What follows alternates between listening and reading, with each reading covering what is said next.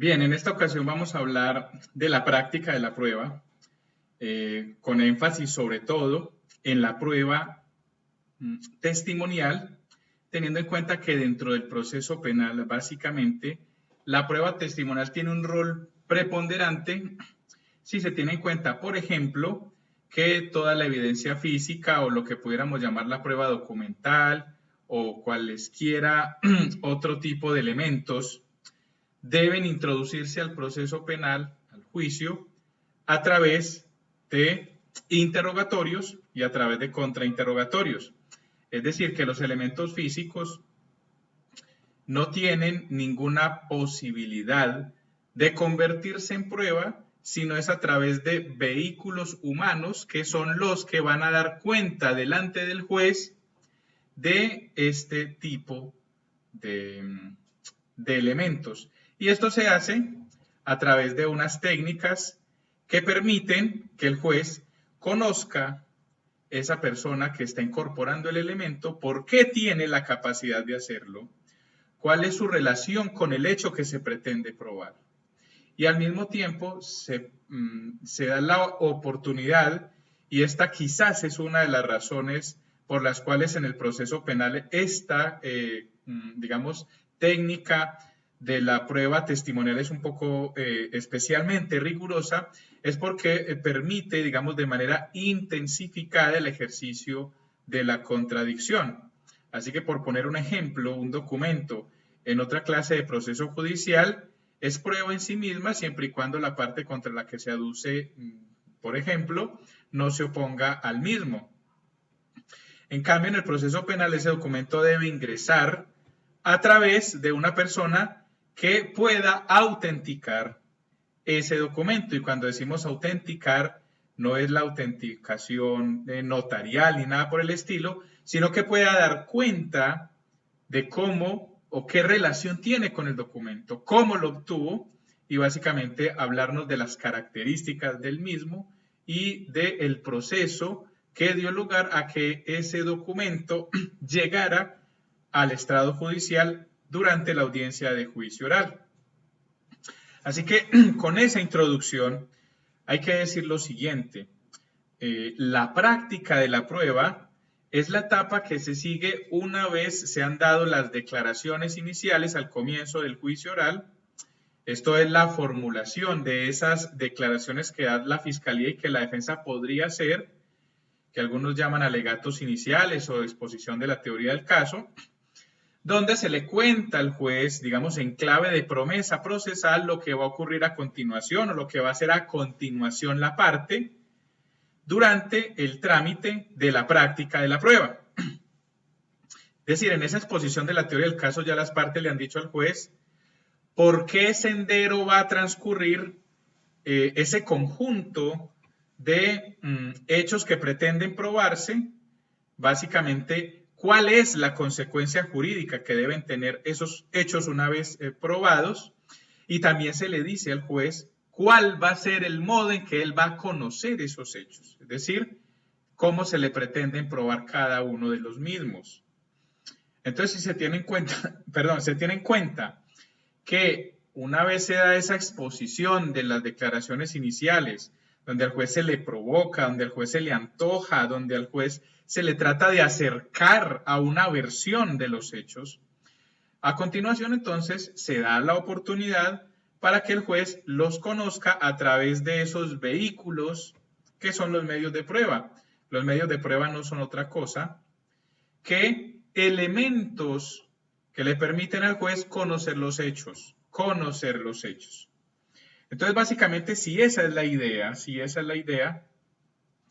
debemos decir entonces, para concluir, el juez conoce los hechos a través de distintos medios, pruebas periciales, pruebas documentales, elementos materiales, personas que pudieron haber percibido de manera directa o indirecta esos hechos, pero en todo caso, cada uno de esos elementos va a desfilar en el despacho del juez por medio de una persona que se lo va a presentar.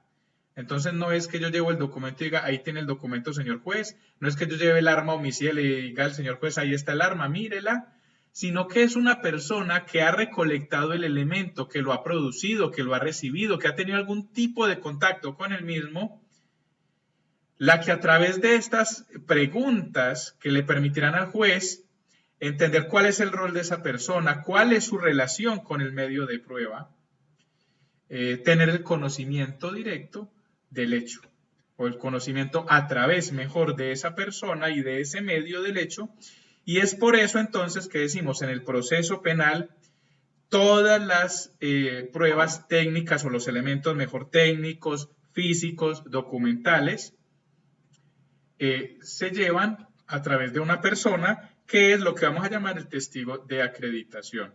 Pero más allá, digamos, de hablar de los tipos de prueba, que eso, digamos, sería clase de materia probatoria, o más allá de hablar, por ejemplo, sobre los tipos de testigos, que también, digamos, es un tema sobre elementos de prueba o tipos de pruebas penales, vamos a hablar entonces, sobre todo, de cómo se realiza esa práctica de la prueba, que es la etapa que sigue a continuación de las declaraciones iniciales que únicamente hacen las partes, pero que no hacen los otros sujetos procesales que llamamos intervinientes, como la víctima y el Ministerio Público.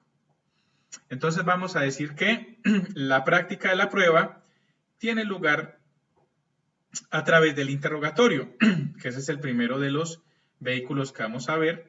Aquí tenemos esta pantallita, vamos a ubicarnos donde no estorbemos. Entonces vamos a decir lo siguiente, antes de que ustedes se pongan a mirar las letras y los recuadros que hay allí, vamos a decir, cada una de las partes, no los intervenientes, sino las partes, esto es defensa y fiscalía, han hecho previamente sus respectivas solicitudes probatorias en la audiencia preparatoria y el juez ya hizo un decreto de pruebas que permite hacer una depuración, esto es un filtro, para que lo que llegue a este momento procesal sea la carne y no el ñerbo del tema de prueba. Entonces aquí ya se depuró, lo que ha llegado hasta esta etapa es porque es pertinente, conducente, válido, y si es pertinente es porque ya sabemos cuáles son los hechos que se pretenden probar a través de cada medio. Y fíjense que de alguna manera esa solicitud probatoria que se hizo en la audiencia preparatoria, de alguna manera nos enmarca cuáles van a ser las preguntas que se le van a formular a las personas que van a desfilar en la audiencia de juicio oral.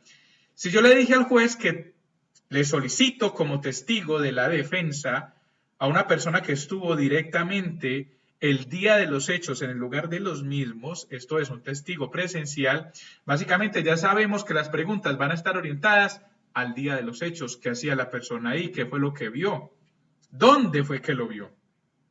Entonces, fíjense que de alguna manera ya el tema está circunscrito desde la audiencia preparatoria. Es por eso que las solicitudes probatorias deben ser un momento crucialmente planificado por parte tanto de la Fiscalía como de la Defensa, porque las razones que se den allí por las cuales se requiere la prueba, eso es lo que nos va a permitir formular preguntas en el momento de la práctica de esas pruebas.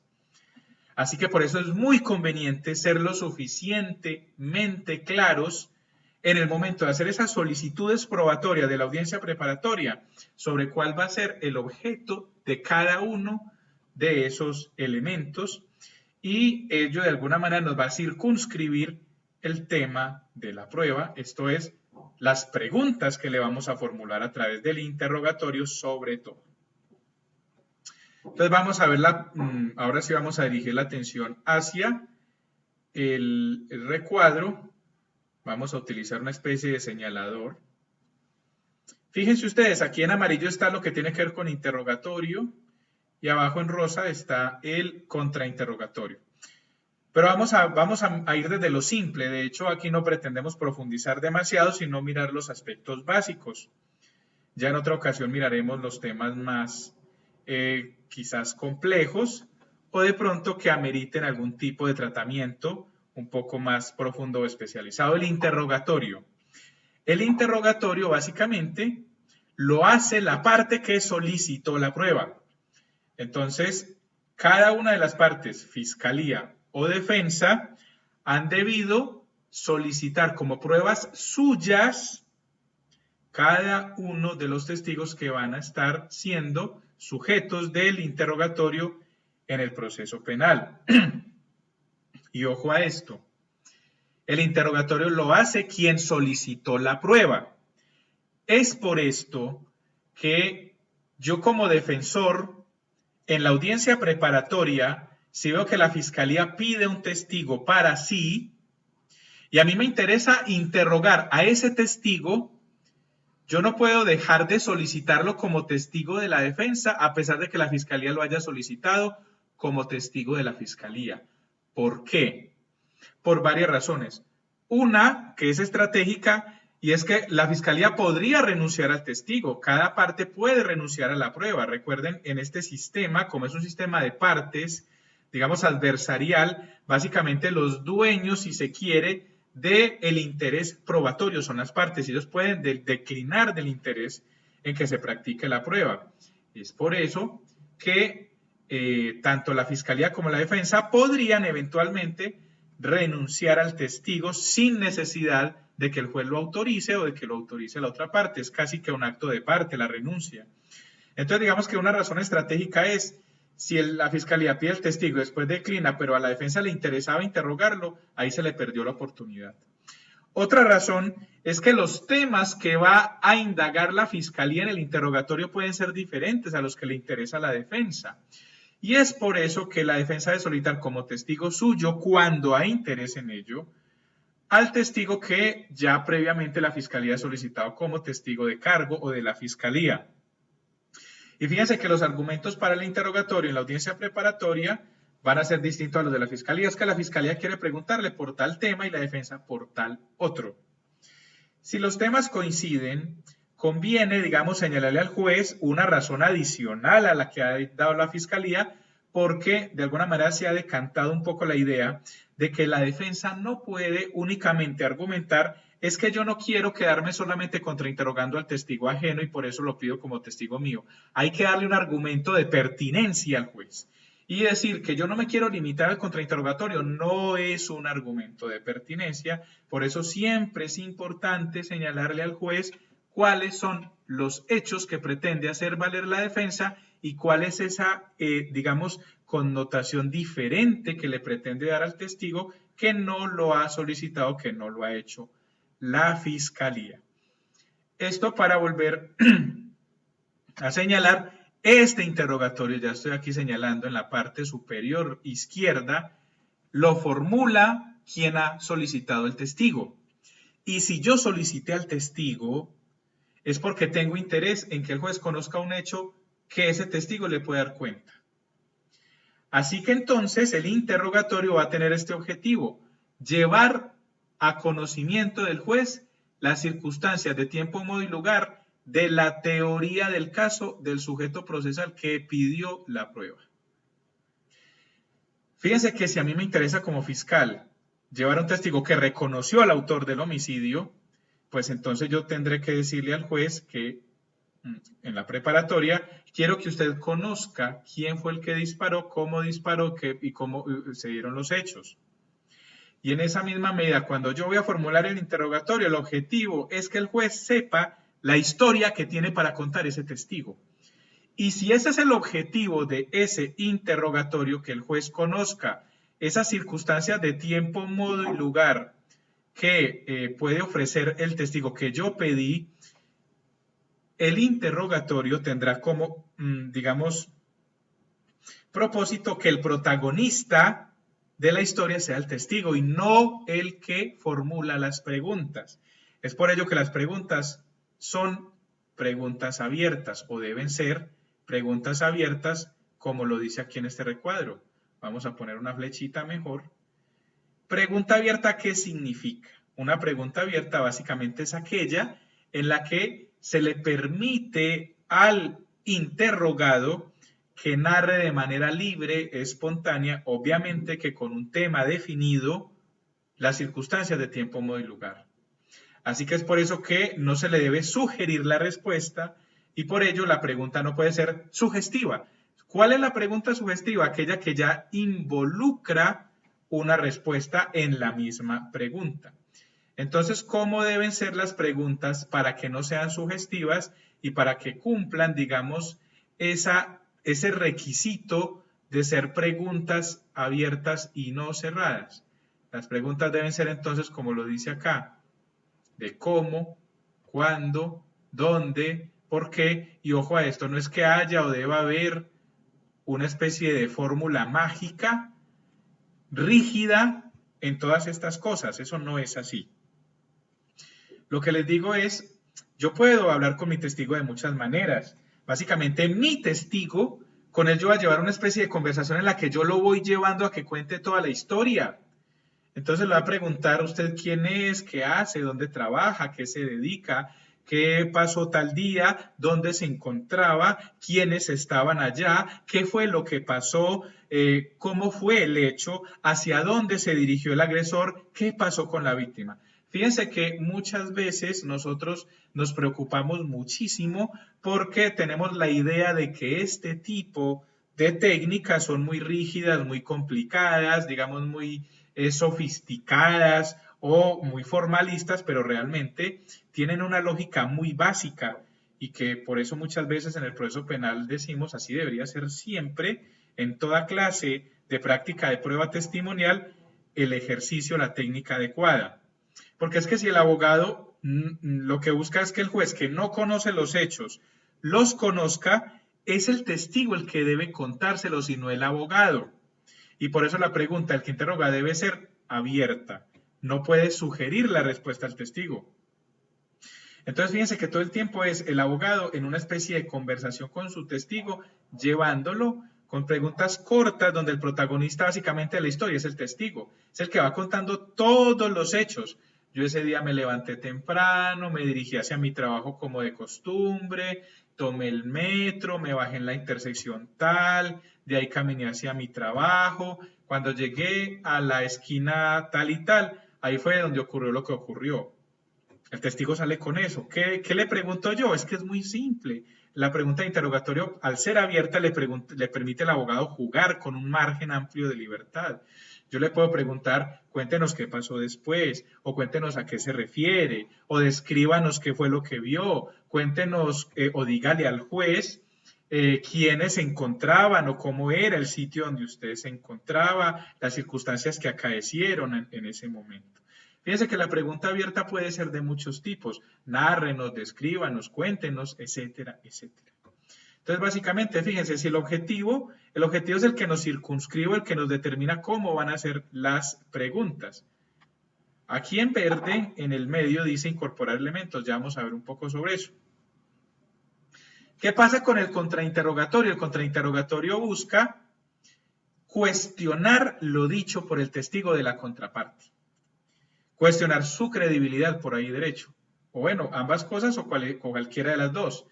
Cuestionar lo dicho, el contenido de su declaración, o cuestionarlo a él en cuanto a su capacidad o su interés o su idoneidad como testigo, su capacidad de haber percibido, digamos, su interés en decir mentiras, digamos también la coherencia de su relato, la capacidad mejor de evocar o de recordar todo lo que ha dicho. Entonces, si el objetivo del contrainterrogatorio es poner en entredicho la credibilidad, aquí lo estoy señalando, la credibilidad de lo dicho por el testigo de la contraparte, el contrainterrogatorio lo formula, es quien no solicitó al testigo, es decir, la contraparte. Y si el objetivo es poner en entredicho lo señalado en el interrogatorio, de una vez podemos decir, ¿cuál es el tema objeto de interrogatorio? Los hechos jurídicamente relevantes que la parte quiere acreditar de su teoría del caso. Por eso la teoría del caso es tan importante. Porque la teoría del caso me dice a mí qué es lo que quiero probar y qué es lo que no me interesa probar. Porque es lo que me interesa probar, se lo refuerzo al testigo en las preguntas. Y lo que no me interesa probar, no lo pregunto. Pasa en el contrainterrogatorio, entonces, que si el objetivo es cuestionar lo dicho por el testigo o su credibilidad, entonces yo debo tener claro cuáles son los puntos débiles de ese testigo, dónde quiero remarcar las preguntas y cuáles básicamente son esos temas o esas líneas que yo pretendo desarrollar a través de preguntas. Otra cosa que hay que decir, el interrogatorio lo debe formular la parte que pidió la prueba, porque si pidió prueba, se la autorizaron y llegamos a ese momento, pues tendrá entonces casi que obligatorio que hacer el interrogatorio, salvo que decida desistir del testigo. El interrogatorio es voluntario, no es necesario que yo haga un contrainterrogatorio, así que lo debo formular únicamente cuando yo tenga muy claro dentro de mi planificación del caso, de mi esbozo de la teoría del caso, cuáles son los elementos de la contraparte que me permiten a mí, por ejemplo, probar hechos que me interesan. Es que un testigo de la contraparte me puede servir de prueba mía, porque es que el contrainterrogatorio también permite probar otros hechos diferentes a los que pensaba, por ejemplo, la parte que citó al testigo. Yo a través del contrainterrogatorio puedo hacer que el juez se dé cuenta de hechos que omitió señalar con detalle, por ejemplo, el testigo en el interrogatorio que hizo la contraparte. Entonces, si lo que yo quiero es, digamos, referirme a lo dicho por el testigo y a su credibilidad, ahí el protagonismo ya lo va a tener es el abogado y no el testigo. Porque el abogado es el que le va a ir señalando cuáles son, digamos, las afirmaciones, los dichos, las circunstancias que el testigo previamente señaló y que el abogado desea, digamos, mostrar como incoherentes, poner en entredicho o sencillamente mostrarle al juez esos vacíos que dejó el testigo en el interrogatorio. Entonces allí la pregunta ya no puede ser abierta. Y no puede ser abierta porque es que el objetivo del contrainterrogador no es acreditar hechos, porque si eso fuera, lo hubiese pedido como su testigo. El objetivo ya es desacreditarlos. La pregunta no puede ser abierta porque entonces le estamos dando la oportunidad al testigo de que vuelva a contar hechos y el que contrainterroga no está practicando su prueba. Así que yo le puedo volver a preguntar lo mismo que ya le preguntó la contraparte, ni tampoco le puedo con preguntas abiertas pretender que él sobrepase los temas a los que se refirió en el interrogatorio. Entonces el tema del contrainterrogatorio se circunscribe a lo que preguntó el interrogador. Si el contrainterrogador se sale de esos temas, la pregunta se la van a objetar, porque el contrainterrogatorio únicamente se puede referir a lo dicho en el interrogatorio, otra cosa que es muy importante, a cualquier otro tema, pero referido a la credibilidad o a la idoneidad del testigo o del perito. Entonces, si el contrainterrogador no le va a preguntar al testigo para que narre hechos, ya los narró, yo lo que voy a hacer es puntualizar de los hechos ya narrados cuáles son los que me interesa remarcar que el testigo me afirme o me niegue para yo mostrarle esas debilidades al juez. Entonces el objetivo se va a plasmar a través de preguntas cerradas, como por ejemplo, ¿está seguro de su respuesta? La víctima estaba sola. El agresor huyó de inmediato. Dijo usted que le vio con chaqueta azul y pantalón negro. ¿Es correcto? Fíjense que yo lo que estoy haciendo es logrando que él afirme o niegue una proposición ya lingüística dicha por él mismo en el interrogatorio. Ya vamos a ver eso cómo se materializa un poco para los fines procesales de la parte que contrainterroga. Pero si ustedes se dan cuenta, la pregunta es cerrada. El protagonismo lo tiene el abogado porque es el que da los hechos que el testigo simplemente va a confirmar o a negar con un sí o un no. Es por eso que habitualmente nosotros en el momento de hacer el contrainterrogatorio le dejamos en claro al testigo. A continuación le voy a hacer unas preguntas donde la información se la voy a poner a usted para que me confirme con un sí o un no si es correcto lo que le voy a preguntar. Entonces, básicamente en términos generales esa es ese es el interrogatorio, ese es el contrainterrogatorio. Ya vamos a ver ejemplos y vamos a ver un poco más sobre ello. Pero allí no termina lo que llamamos el interrogatorio en términos generales o como o en materia genérica. Una vez que la contraparte realizó el contrainterrogatorio, aquel que pidió la prueba tiene un chance de hacer otras preguntas para tratar de cuadrar la vuelta, de estabilizar al testigo, de mejorar o de pulir aquello donde pudo haber quedado en entredicho. Esa oportunidad procesal para volver a formular preguntas se llama redirecto. Es decir, y por eso está otra vez en amarillo. El redirecto es otra oportunidad que tiene el que hizo el interrogatorio para reafirmar, para cuadrar un poco la credibilidad que se pudo haber visto en entredicho.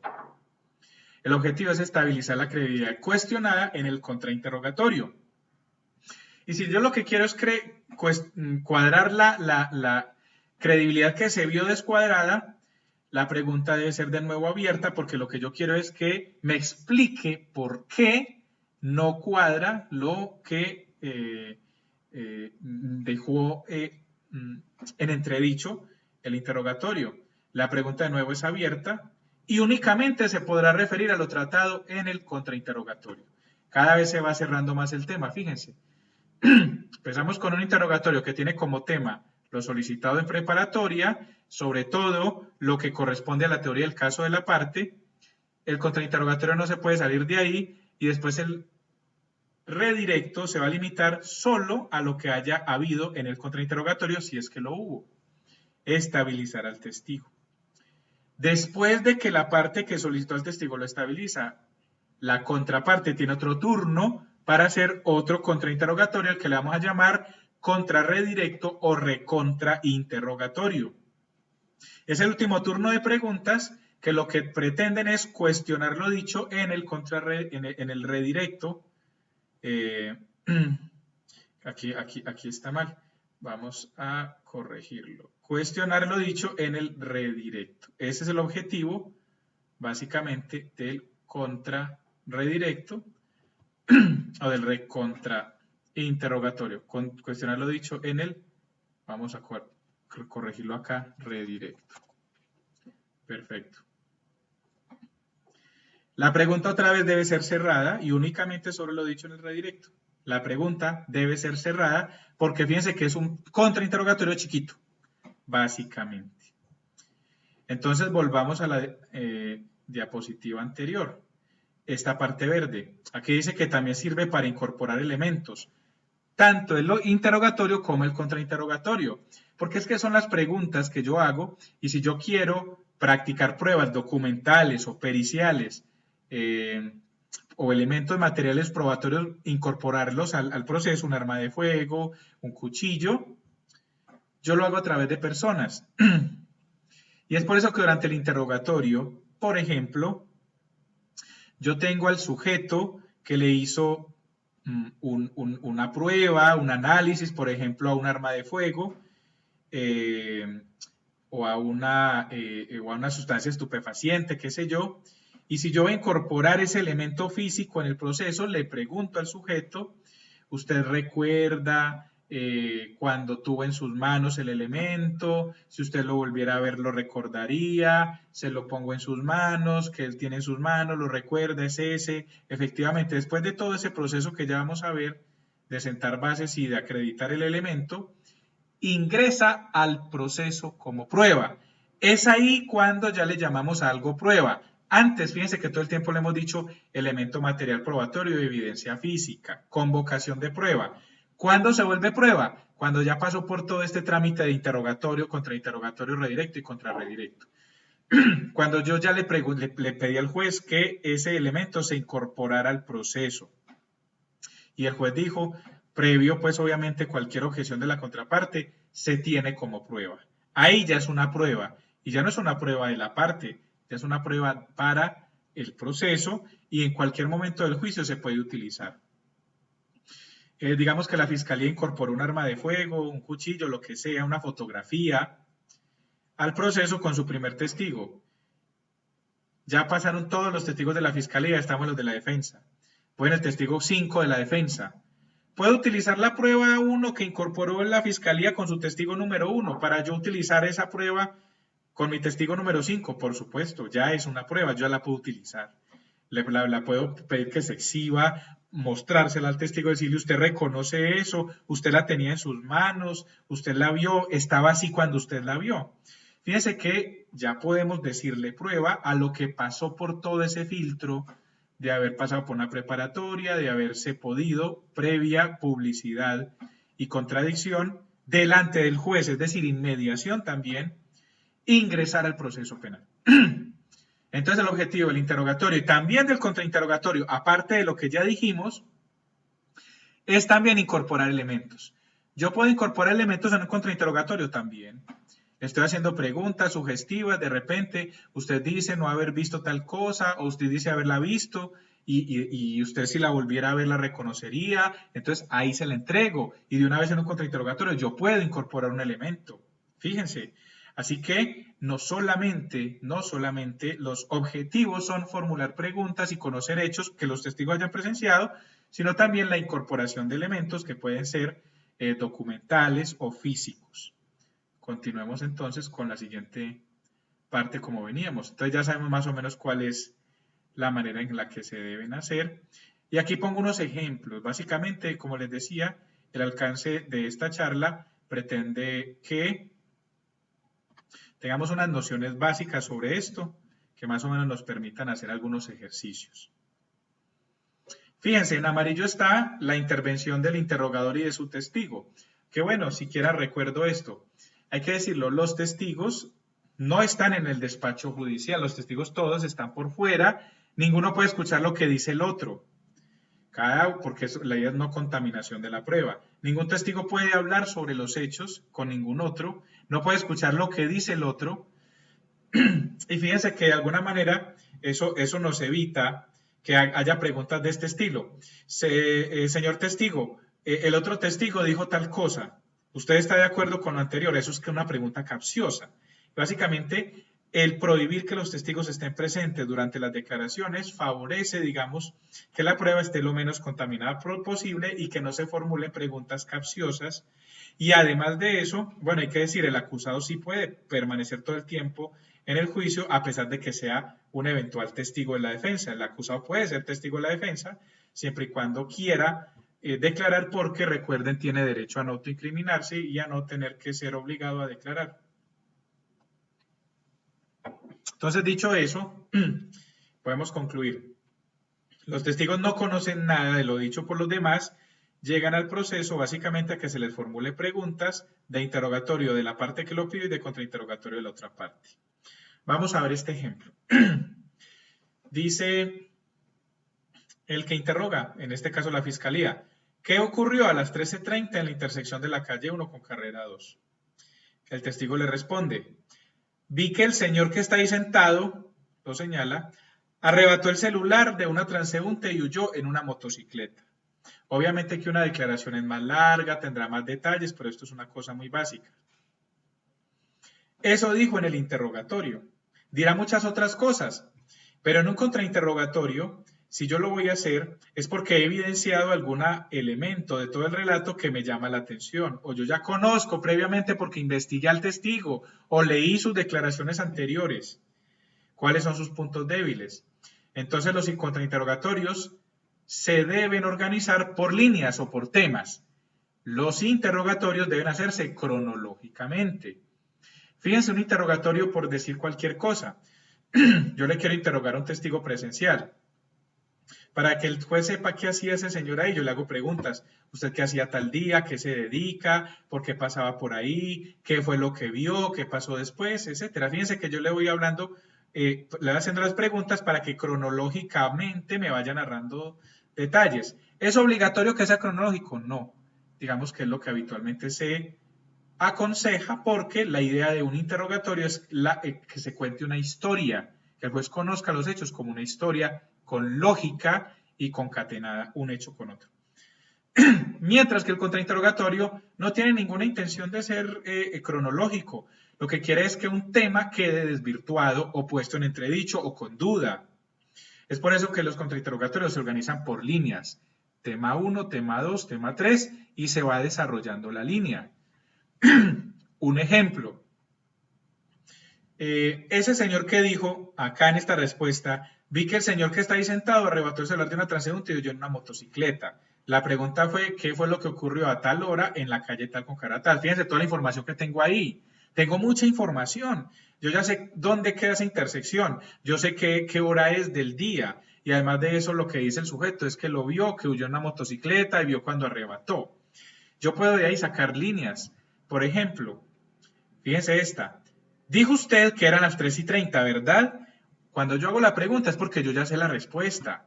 Yo no puedo, digamos, tirar a hacer aventuras, aunque hay casos en los que hay aventuras que salen bien. Hay manuales que aconsejan preguntar cuando no se sabe la respuesta y otros que no. ¿Qué debe hacer uno? Tratar de ser lo más responsable posible y reducir al máximo el riesgo, porque donde el testigo no contrainterrogatorio termine sea reafirmándose, pues lo que le hice fue un favor a la contraparte. Dijo usted que eran las 13:30, ¿verdad? La respuesta es sí. La calle 1 con carrera segunda es un sector céntrico de la ciudad, ¿correcto? Sí, yo ya sé eso. Y a esa hora transitan muchas personas y vehículos, ¿verdad? Me va a decir que sí. Y usted estaba en la acera de enfrente, ¿cierto? Cierto. Fíjese que es muy evidente que lo que yo estoy tratando de remarcar de ese testigo es que es dudoso que a esa hora él haya podido quedar reconociendo al que hizo un raponazo si estaba en la acera de enfrente y por esa calle pasaban vehículos por ser hora pico, pasaban personas, había tumultos o yo qué sé. Eso, ¿cómo lo exploto yo? Yo no me voy a poner a discutir con el testigo. Venga, ¿y usted por qué es tan mentiroso? ¿Y usted cómo pudo haber visto si eso por ahí pasaba mucha gente? No, eso lo utilizo yo en los alegatos de conclusión. El contrainterrogatorio es para yo ganar puntos, para yo ir tachando punticos. Tomo nota, dijo tal cosa, ta, ta, ta, ta, ta. Y en el momento de los alegatos de conclusión, vea, señor juez, ese que dijo que había visto muy claramente lo que dijo que vio, realmente no le crea, no es creíble, no pudo haber visto con claridad lo que dijo haber visto con claridad, porque es que no estaban dadas las circunstancias, había gente en medio, estaba lejos, etcétera. Otra línea de contrainterrogatorio podría ser esta, que estoy señalando aquí abajo. Dijo usted que el agresor huyó en una motocicleta, ¿cierto? Ya sabemos que sí, eso fue lo que dijo. Lo que significa que debía llevar un casco, ¿cierto? Él va a decir si sí o si no. Lo que significa que llevaba casco. O llevaba un casco, vio casco. Yo ya le puedo hacer la pregunta cerrada porque es un tema relacionado con el interrogatorio. Va a decir que sí. Y si llevaba un casco, tendría buena parte de su rostro cubierto, ¿cierto? Va a decir que sí, porque los cascos cubren parte del rostro. A menos con que salga que no, que era un casco de bicicleta. Y eso ya el juez no se lo va a creer. Entonces, fíjense que el contrainterrogatorio yo tengo que de una vez ir sacándole jugo a esos pedazos que no cuadran, a esas partes débiles o aquellas, digamos, donde puede patinar el testigo para remarcárselo. Ya sobre las técnicas, sobre cómo hacerlo, pues de pronto alcanzaremos a ver algunos ejemplos, algunas recomendaciones que dan los expertos ya sobre técnicas avanzadas, pues sobre litigación. Pero esto es lo básico y creo que es suficiente para que ustedes vayan viendo un poco cómo se hace. Entonces, sí, eso fue lo que se dijo en el contrainterrogatorio, luego viene el redirecto, que es lo que está aquí en amarillo. En el redirecto, yo que soy el fiscal, que estoy viendo cómo me están destruyendo mi testigo, voy a hacer preguntas abiertas de nuevo para que él se cuadre. Entonces, si lo que le preguntaron en el contrainterrogatorio en toda esa línea fue, usted entonces pudo haber visto, era hora pico, era un sitio céntrico, transitaban carros, transitaban personas, luego yo le pregunto, obviamente, si me interesa, si yo veo que puedo ganar ese punto, le pregunto, ¿qué obstáculos pudieron afectar su visión de los hechos? Si yo ya sé que no los hubo. Respuesta del testigo, no tuve ningún obstáculo porque estaba en primera línea de fila de cruce en el justo momento en que el semáforo peatonal dio luz verde. ¿Qué es lo que nos quiere decir el testigo? Es que yo estaba de primeras antes de cruzar la calle. Y es decir, cuando el semáforo pasa el peatonal a verde es porque no hay carros en medio y tampoco personas porque está de primero. O sea que lo que hizo el testigo fue reacreditarse ahí. ¿Vale? Vamos a ver en el segundo ejemplo de la colocada del casco. Entonces yo como fiscal si quiero cuadrar al testigo y hay manera de hacerlo porque yo ya sé, le pregunto, ¿por qué reconoce el rostro del agresor a pesar de haber usado un casco? Entonces vamos a las respuestas en el primer caso. Dice el testigo, no tuvo ningún obstáculo porque estaba en primera fila de cruce, justo en el momento en que el semáforo dio luz verde. Y en la segunda dice, reconozco al sujeto porque se puso el casco solo en el momento de subir a la motocicleta. O sea que el señor atracó, robó o hizo el raponazo y se puso el casco después para huir. Entonces, si yo voy a hacer el recontrainterrogatorio del contrarredirecto y yo tengo esa información recientemente dada, pues puedo hacer lo siguiente. En la primera línea, preguntarle, bueno, dijo usted que vio justo cuando el semáforo peatonal se puso en verde, ¿es correcto? Eso lo acaba de decir el testigo. Y dijo estar en primera de fila de cruce. Eso es cierto, cierto. Lo que significa que usted debía estar pendiente de la luz del semáforo para no obstaculizar a otros. ¿Es correcto? Va a decir que sí. Y es ahí donde yo le tengo que decir, no más preguntas, señor juez. Porque cuando yo me ponga a decirle, vea, es que usted, entonces si estaba mirando el semáforo, ¿cómo pudo ver la cara cómo pudo ver la cara del agresor? Entonces alguien me va a decir, no, es que yo por el rabillo del ojo, es que yo miré por un lado, yo miré el verde así de reojo, entonces yo no le voy a dar chance al testigo de que cuadre su testimonio. Es ahí donde yo paro y fíjese que quedó básicamente en la mente del juez que ese testigo estaba fijándose en el semáforo y no en lo que estaba pasando. Hombre, que existe la posibilidad del rabillo del ojo y lo que sea, pero ahí yo ya cierro. Y es ahí donde en los alegatos de conclusión se saca a relucir si es coherente, si es creíble o no lo que dijo el testigo, pero fíjense que es labor del litigante mostrar esa debilidad o mostrar la fortaleza. En la segunda línea del contrainterrogatorio que nos llevó al redirecto, donde el fiscal le pregunta por qué reconoce el rostro si llevaba casco, y la respuesta fue porque se lo puso cuando iba a prender la moto cuando se fue. La línea de contrarredirecto recontrainterrogatorio puede ser esta. Dice usted que el agresor se cubre el rostro después de haber cometido el ilícito, ¿cierto? Va a decir que sí. O sea que en el momento, se supone, de hacer el ilícito, él tenía el rostro descubierto. Lo que significa que pudo haberlo hecho antes si hubiese querido, es decir, cubrirse el rostro con el casco, ¿cierto? El testigo podrá decir que sí o que no, pero finalmente vean a lo que vamos. Entonces, usted no le vio el rostro durante todo el tiempo, ¿es correcto?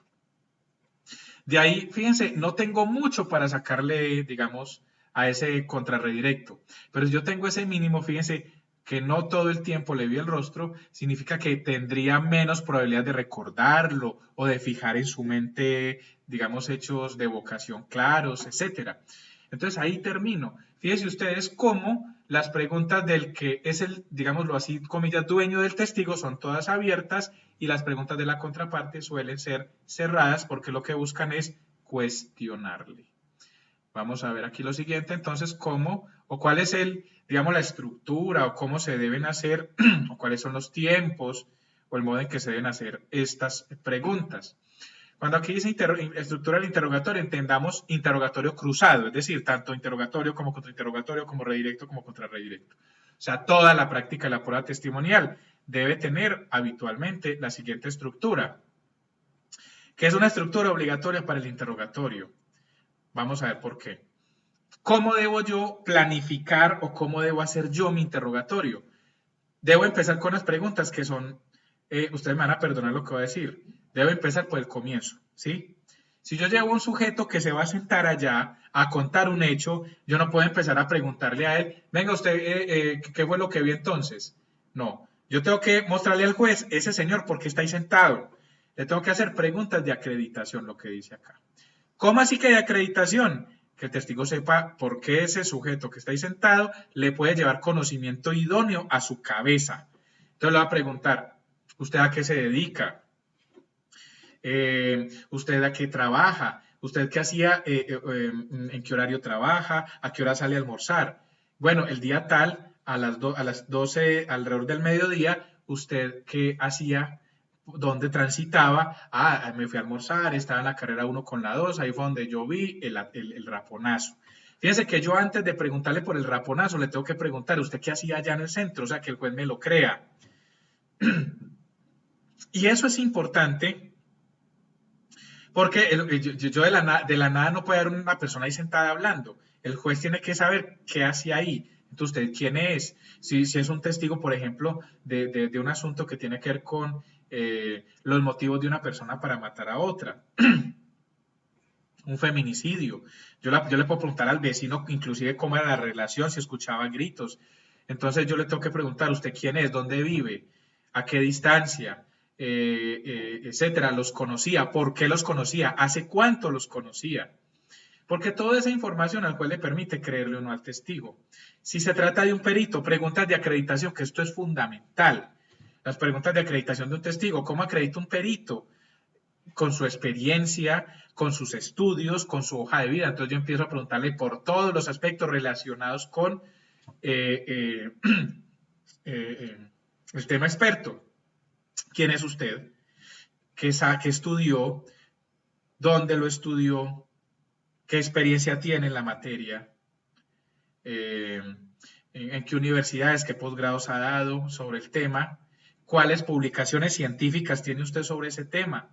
¿Por qué usted es una persona capaz de traerle conocimiento al juez sobre ese tema tan especializado? Preguntas de acreditación.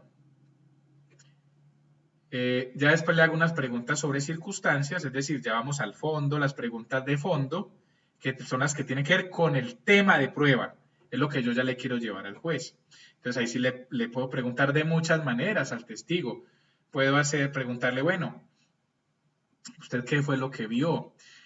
Hay, digamos, una muletilla muy clásica en el litigio y es, usted sabe por qué está acá sentado, usted sabe por qué lo llamamos. Eso no se aconseja porque, digamos, es muy... a ver, es un recurso, pues, digamos, muy común. Uno puede preguntarle al testigo, ¿usted qué hacía a tal hora, tal día? ¿Usted de dónde estaba? O por su profesión a lo que usted se dedica, ¿usted qué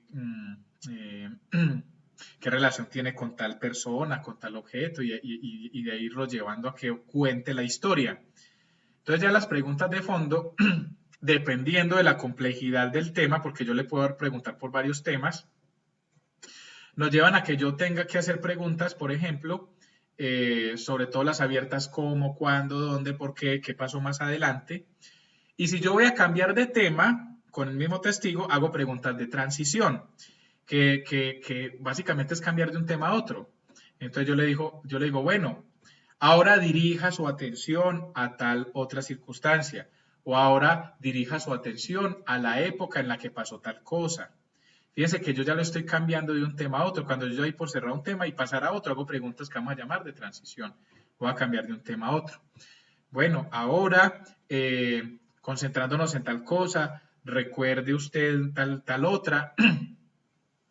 Y hay que decir otra cosa. La regla general son las preguntas abiertas. A veces se pueden hacer preguntas cerradas en un interrogatorio cuando son necesarias. Por ejemplo, ya el sujeto me dijo, la persona llevaba camisa oscura, pantalón claro y zapatos. Entonces yo ahí le puedo preguntar de qué color eran los zapatos. Casi que la pregunta es abierta, pero está muy dirigida porque ya el sujeto nos dio la información. Y si nos dice, por ejemplo, si nos dice, por ejemplo, el sujeto transitaba por la calle tal, yo le puedo preguntar, por ejemplo, ¿había alguien más? Fíjense que es una pregunta cerrada, pero en el contexto del interrogatorio no es sugestiva porque yo no le estoy diciendo, dígame cuál es la respuesta, ni tampoco estoy llevando al testigo a que, ni le estoy dando yo la información al testigo, ¿sí? Entonces hay que decir eso. Y también eventualmente en un contrainterrogatorio se puede hacer una pregunta abierta, siempre y cuando, insisto, no supere el tema del interrogatorio y no esté orientada a que el testigo diga cosas que sobrepasen el objetivo. Pero entonces la regla general que debe tratarse de cumplir en la mayor medida posible es pregunta abierta para interrogatorio y para redirecto y pregunta cerrada para contrainterrogatorio y contra redirecto. Bien, preguntas de transición, ya sabemos. Se pueden utilizar elementos que le permitan al entrevistado o al testigo recordar hechos. O, por ejemplo, contar la historia a través de un mapa. Yo le puedo poner un mapa en un papelógrafo como este que tengo a la espalda. Le puedo hacer un dibujo al testigo. Señale usted con una X el sitio donde usted estaba. Señale con un círculo dónde fue que ocurrieron los hechos. Y así el juez va a tener un mapa mental de los hechos. Fíjense que eso se puede hacer en un interrogatorio. Y ese mapita, esa fotografía que yo utilizo para que el testigo vaya contando los hechos, son evidencias demostrativas. No son pruebas en sí mismas, sino que lo que sirven es elementos que apoyan visualmente, o mejor, apoyan la práctica de la prueba directa, que es el testigo. En las preguntas de cierre, yo lo que busco es remarcar la credibilidad del testigo. Entonces, ahí es donde yo le pregunto, bueno, usted nos dice que vio las prendas que lleva de vestir, el tatuaje que llevaba la víctima, ¿por qué está tan seguro? Fíjense que yo ahí lo que estoy tratando de remarcar, el juez, ¿por qué le debe creer? Y ya por ahí voy terminando. Una pregunta de cierre que le deje al juez la certeza o la claridad de que le puede creer a ese testigo. Digamos que es una estructura sugerida, sobre todo lo que sí diría es obligatorio es hacer preguntas de acreditación al testigo cuando estoy en un interrogatorio. ¿Sí? El juez yo no le puedo empezar a preguntar al perito, bueno, cuéntenos, descríbanos su informe. No. Entonces, dicho eso, ahora vamos a ver un poco, voy a agrandar aquí esto porque ya no voy a utilizar tanto el tablerito. Vamos a hablar un poco sobre otras cosas. ¿Cuáles son, digamos, los modos de incorporar elementos físicos, que suele ser, digamos, un aspecto un poco problemático habitualmente, sobre todo para quien inicia la práctica, la vida, digamos, forense? Si yo quiero incorporar un elemento, básicamente los elementos tienen un montón de características. Si se trata, por ejemplo, de unas, yo qué sé, la nota del suicida, por ejemplo, entonces el investigador de la fiscalía que llegó al lugar de los hechos le toma una fotografía a la nota, digamos, la fija en el sitio, la embala, es decir, que la pone en un contenedor. Contenedor, no se enreden, no es que sea un container, no, es, digamos, un elemento donde es apropiado embalar o meter un elemento físico. Hay unos contenedores de plástico, dependiendo del elemento, otros de papel, dependiendo del elemento. Esos ya son, digamos, técnicas de criminalística. Para que el elemento no se altere, no se contamine. Cuando yo lo meto en el contenedor, pues, ¿qué debe pasar? Que lo debo identificar. Debo firmar yo, que fui el que lo embalé. Yo, con este rótulo, lo identifico. Porque eso va a pasar a otras manos. Se lo va a entregar después a un técnico que le va a hacer a eso una prueba. Por ejemplo, a un grafólogo, por ejemplo, a un toxicólogo, a un químico, a un balístico, si yo voy a llevar un casquillo. Entonces, fíjense que como un elemento puede pasar de una mano a otra, para yo incorporarlo, entonces voy a acreditar la presencia de ese elemento de varias maneras. Primero, interrogo al sujeto que lo halló en el lugar de los hechos. Le empiezo a preguntar, en mi interrogatorio, si yo soy la fiscalía, ¿usted qué hacía tal día? Entonces él me dice, no, yo patrullaba por tal esquina, ¿qué pasó ese día? Ah, no, yo hice una requisa y le incauté unas papeletas a un sujeto de un elemento que parecía estupefacientes. ¿Qué hizo con ellas? Ahí donde él va a decir, las metí en tal contenedor, lo rotulé, le puse mi nombre. ¿Qué hizo después con ellas? Se las entregué a fulano de tal en en el departamento de evidencias del CTI o donde sea. Ah, bueno, y ¿en qué condiciones se las entregó a ese sujeto? Ah, se las entregué tal cual las embalé en la bolsita esa. Y fíjense que yo ya el juez tiene conocimiento de esa parte. Después llamo a ese sujeto que recibió el elemento. ¿Usted qué hacía a tal hora? ¿Usted a qué se dedica? ¿Dónde trabaja? Bueno, ¿qué hacía a tal hora en su trabajo? Ah, yo trabajaba, llegó el policía y me entregó la bolsita. ¿Cómo la recibió? La recibí en tales condiciones. Fíjense que si las condiciones coinciden con las que dijo el policía, estamos acreditando la cadena de custodia de ese elemento. ¿Qué hizo con ellas? Las llevé al laboratorio y se las entregué al químico tal, al perito tal del CTI. Después llamo al químico perito super hiper mega play tal y le digo, venga señor químico perito play, ¿usted qué ha estudiado? ¿Usted dónde ha estudiado? ¿Qué experiencia tiene? ¿Cuáles son sus credenciales en estos temas? Y una vez que yo ya lo acredite, le empiezo a preguntar, ¿usted qué técnicas aplicó? ¿Cuáles fueron básicamente, cuál fue la metodología? Etcétera, etcétera. Descríbame cuál fue entonces su informe, dígame cuáles son las conclusiones. Ah, sí, el elemento es una sustancia estupefaciente que dio positivo para tal o cual sustancia prohibida. ¿Usted de quién recibió eso? Ah, de Pepito Pérez, del almacén de evidencias del CTI. Entonces, fíjense que ya estoy acreditando. ¿Y en qué condición lo recibió? Tal cual en las mismas que dijo haberlo recibido.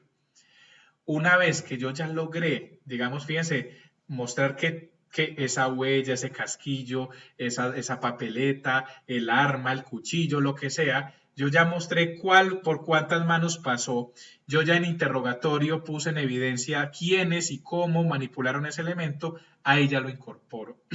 ¿Cómo lo voy a incorporar? Con ese último sujeto con el que yo ya doy por sentado que el elemento se puede incorporar. Entonces le digo al sujeto, le tengo que hacer unas preguntas que, ojo, esto es fundamental, que van a sentar las bases probatorias. ¿Qué significa sentar bases? Cuando yo incorporo un elemento, un correo electrónico, una foto, un video, una videograbación, lo que sea, tengo que sentar las bases. Sentar las bases se hace con preguntas. Si es mi testigo, preguntas abiertas. Entonces le voy a preguntar, bueno, entonces, usted, eso que nos está diciendo que hizo en su trabajo de campo, ¿lo plasmó en algún documento? Sí, hice un informe. Cuéntenos ese informe, cómo está elaborado o qué clase de anexos tiene ese informe, cómo es su informe, descríbanos su informe, qué dice en aquel informe. Si usted pudiera tener de nuevo contacto con ese elemento o con ese informe, usted podría reconocerlo. ¿Por qué lo podría reconocer? Fíjense que ahí lo que estoy haciendo es sentando bases. Yo no le puedo mostrar el elemento al testigo sin haber sentado bases, porque básicamente lo estaría induciendo. Yo tengo que mostrar que ese sujeto tiene la capacidad de reconocer el elemento. Entonces le hago preguntas que constituyen, de alguna manera, el poner bases para luego yo ahí sí poder exhibir el elemento e incorporarlo como prueba. Entonces, usted qué fue lo que vio, cómo lo vio, en qué condiciones estaba, si lo pudiera volver a ver, lo reconocería, ¿por qué? Entonces el testigo nos va a decir, sí, lo volvería a reconocer, porque tenía tales características especiales, porque no ha pasado tanto tiempo, porque yo puse mi firma allí. Entonces es ahí donde yo ahí sí le solicito permiso al juez. Hay gente que ni pide permiso. Solicito, señoría, me permita mostrarle el elemento al testigo. Ya como están sentadas las bases, entonces el juez lo autoriza, exhibo el elemento a la contraparte porque la parte, recuerden que como yo ya le hice un traslado no, una exhibición que llamamos el descubrimiento desde la acusación, entonces lo que va a hacer es verificar que lo que yo voy a utilizar como prueba sí fue lo mismo que yo le mostré en fotos o en el traslado que le hice en la acusación o después de la audiencia de acusación. Una vez eso, entonces ahí sí, con ese elemento, el testigo en sus manos, ¿qué debo hacer yo? Yo debo entonces acreditar ese elemento. Señor testigo, ¿qué le acabo de entregar? Algunos preguntan usted qué tiene en sus manos y no vayan a creer, hay testigos que dicen cuando son hostiles dedos. Pero la verdad, independientemente de eso, lo importante es que quede claro que al testigo se le está preguntando por aquel elemento físico que debe reconocer. Descríbanos el elemento o usted díganos qué acabo de entregarle. Me acaba de entregar el informe, me acaba de entregar el casquillo del que estaba hablando anteriormente, me acaba de entregar el cuchillo. Pregunta obligada, casi que obligada siguiente, ¿por qué lo reconoce? Lo reconozco porque tiene mi redacción, porque tiene mi firma, porque tiene mi logotipo. Lo reconozco porque en esas condiciones lo recibí, en esas condiciones se lo entregué al despacho del señor fiscal, ¿sí? Entonces, en ese momento, fíjense, cuando ya lo reconoce el testigo, ahí ya se puede utilizar como prueba. Ahí yo ya le puedo decir al juez, señor juez, le solicito que me permita incorporarlo como prueba. Lo puede hacer ahí, lo puede hacer un poco después de utilizarlo, de decirle al señor, descríbanoslo, muéstrenoslo, qué características tiene, cómo, después de todo eso lo puedo incorporar como prueba. Lo mismo pasa en el contrainterrogatorio. Yo hago preguntas cerradas, sentando bases, cuando yo, por ejemplo, quiero incorporar una declaración anterior. No como prueba, sino como un elemento de impugnación de credibilidad. ¿Cómo impugno credibilidad entonces? La Fiscalía me ha entregado a mí, por ejemplo, declaraciones anteriores que se hicieron en entrevistas de sus propios testigos. Y si yo veo que lo que dijo no coincide con lo que dijo anteriormente, le empiezo a decir, entonces usted nos acaba de decir que el sujeto tenía una camisa color claro, ¿es correcto? ¿Usted recuerda haber rendido estos mismos declaraciones anteriormente ante la Fiscalía? ¿Es correcto? Sí. ¿Y usted en esa ocasión habló también de la ropa que portaba el sujeto? ¿Es correcto? Sí. ¿Y en aquella ocasión habrá hablado acerca del color de las prendas de vestir? ¿Es correcto? Si usted tuviera en sus manos esa declaración, la reconocería. Ahí estoy sentando bases. ¿Es correcto?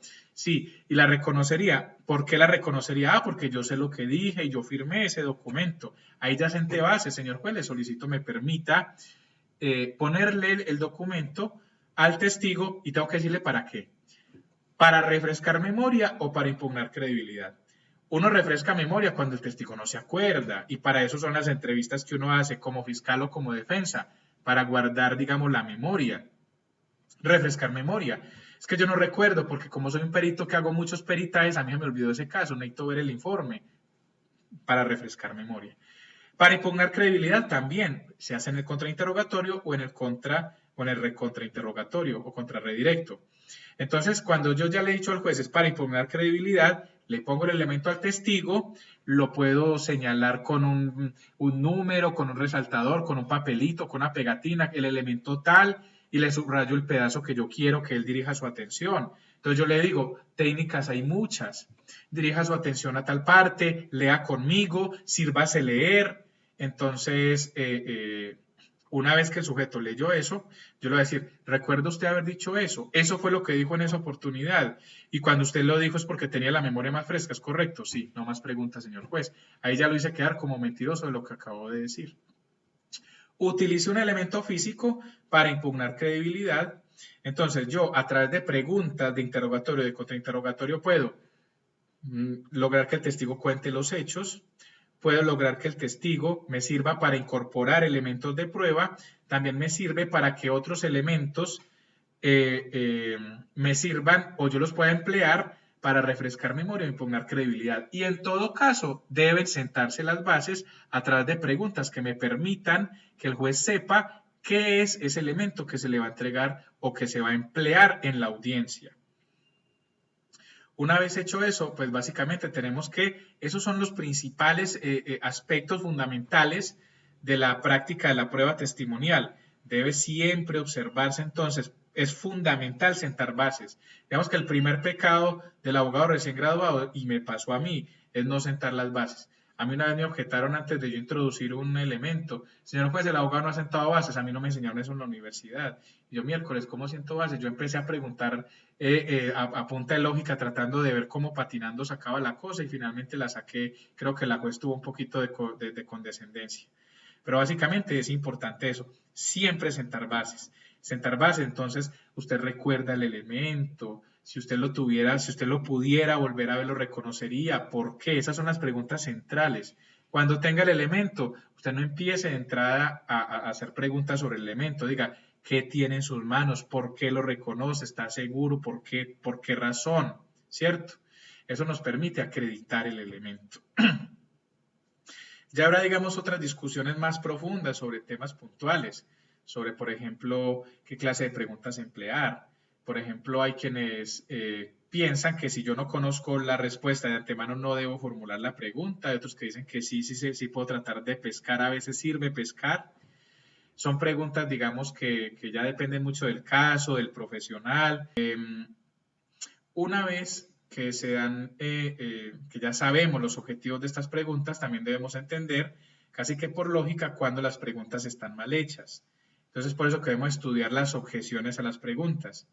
De momento podemos decir, las preguntas del interrogatorio se pueden objetar. ¿Cuándo?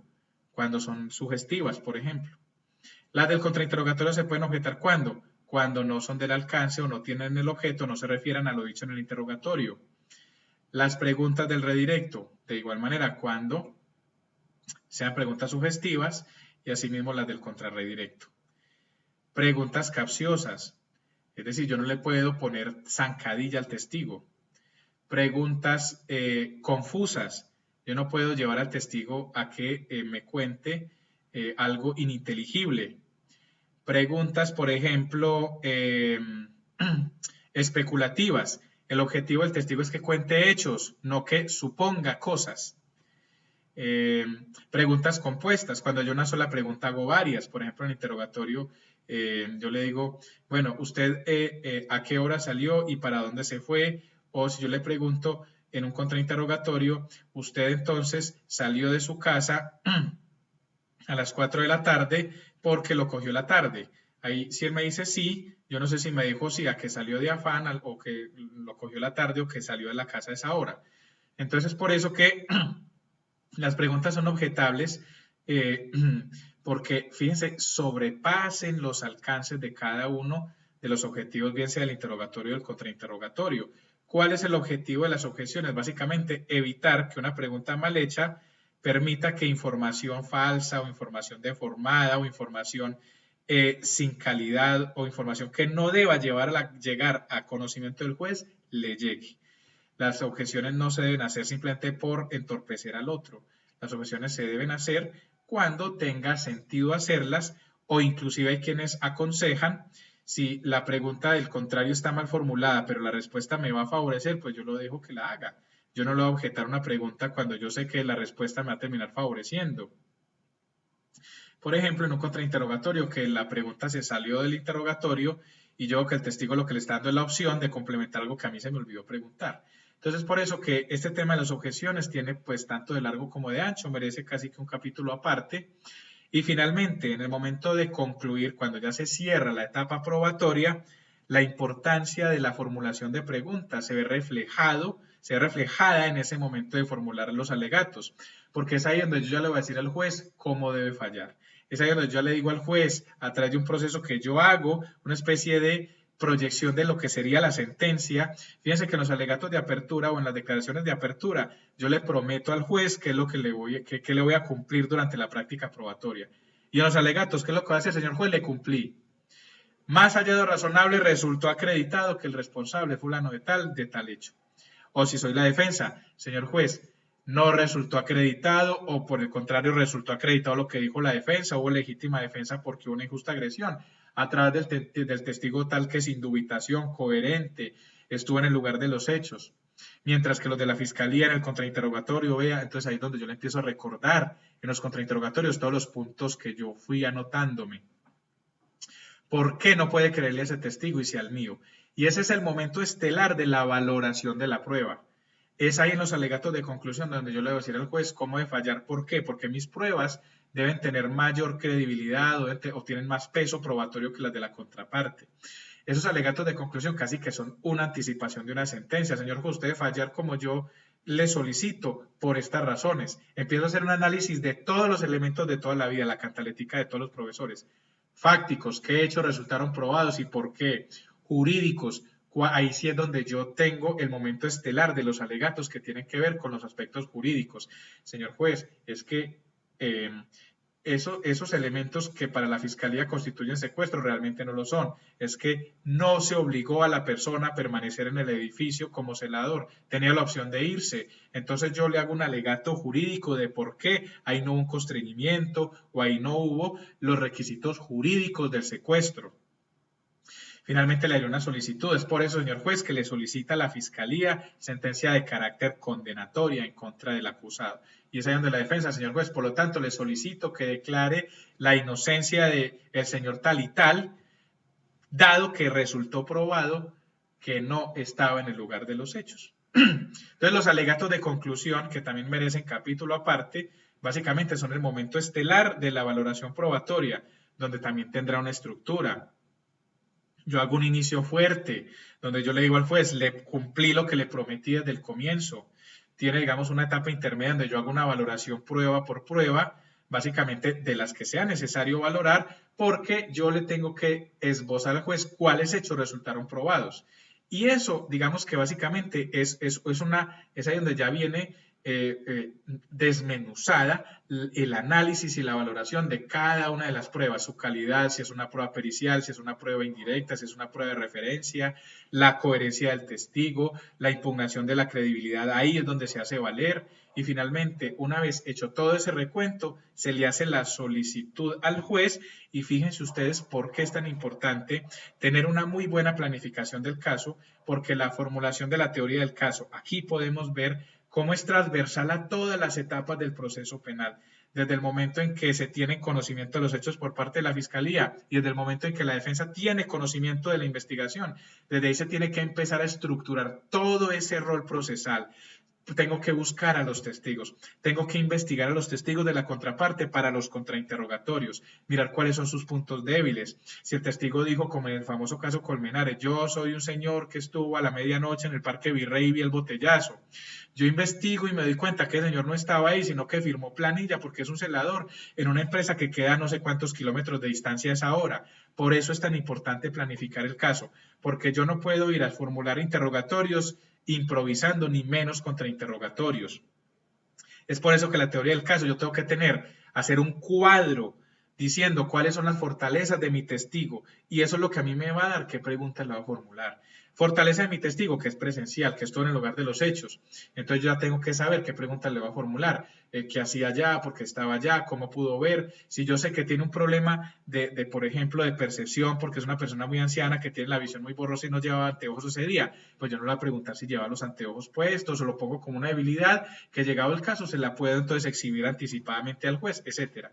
Toda esa planificación de aspectos fuertes, aspectos débiles del testigo, yo la tengo que tener en mis cuadros, en mis notas profesionales. No llevar las preguntas anotadas una después de la otra como hacen muchos. ¿Por qué? Porque es que el testigo muchas veces sale por un lado, se va por otro, y está bien que yo tenga un boceto, un esquema, un cuadro, para que a mí no se me pasen los temas, pero si yo empiezo a leer las preguntas de una manera ordenada, de repente el testigo se me sale de ese orden y me puede causar problemas. Así que tengo que tener la suficiente capacidad para entender esa situación. Y otro aspecto muy importante, debo preparar a los testigos. Yo debo saber qué es lo que va a decir el testigo, pedirle que recuerde, pedirle que sepa sobre los temas que va a declarar, que haga memoria. Porque en materia penal nosotros sí nos podemos reunir con los testigos, los podemos preparar. Prepararlos es contarles cómo es un interrogatorio, cómo es un contrainterrogatorio, qué temas le vamos a preguntar, y eso es muy diferente a yo decirle qué es lo que tiene que decir. Yo no le puedo decir, ve, cuando yo te pregunto esto necesito que vos digas que la camiseta era oscura. No. Yo le voy a decir, yo necesito que usted recuerde cuáles eran las prendas de vestir. Eso se lo voy a preguntar en el interrogatorio. Y eso no es ni manipular al testigo, ni decirle mentiras, ni hacer un delito contra la administración de justicia. En otras áreas del derecho sí pues son un poquito más quisquillosos con eso, uno casi que no se puede reunir con el testigo porque allá el juez le va a preguntar, usted se reunió con su abogado y qué le dijo que dijera, etcétera, y eso es un problema. Los otros abogados de las otras áreas suelen evitarlo mucho. Pero en el caso nuestro, en materia penal, podemos y debemos reunirnos con el testigo y prepararlo, porque además no existe la prueba de oficio, entonces el juez no puede hacer interrogatorio ni contrainterrogatorio. El juez no puede preguntarle nada al testigo. ¿Qué es lo que pregunta el juez al testigo? ¿Cuál es su nombre? ¿Dónde vive? ¿Hijo de quién? ¿A qué se dedica? A veces hace preguntas que son complementarias, que tienen la vocación únicamente de dilucidar aspectos confusos. Por ejemplo, cuando el testigo dijo junio en vez de julio y al juez no le quedó claro, le hace una pregunta aclaratoria. A veces los jueces abusan, sí, pero básicamente ese no es el objetivo porque si está proscrita el derecho penal la prueba de oficio, solamente formulan interrogatorio y contrainterrogatorio las partes y ya sabemos entonces, para concluir, que todo debe hacer parte de una impecable planeación del caso y básicamente si entendemos los objetivos de cada una de esas intervenciones, se nos facilitará muchísimo más el modo de practicarlas.